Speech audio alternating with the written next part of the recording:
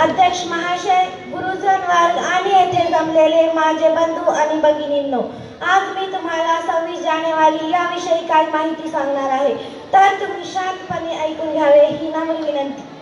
आपला भारत देश जवळजवळ 150 वर्षे इंग्रजांच्या गुलामीत होता.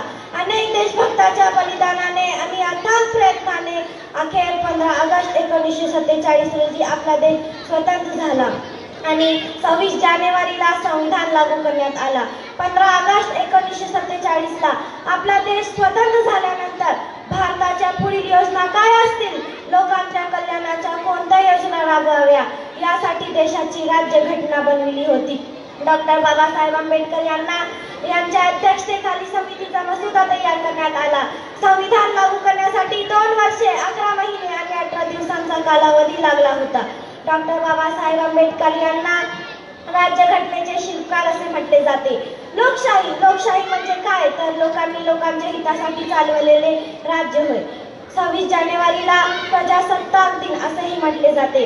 हा दिवस शाळा, महाविद्यालय, सरकारी कार्यालय सगळीकडे मोठ्या उत्साहाने साजरा केला जातो. सगळीकडे आनंदाचे वातावरण असते.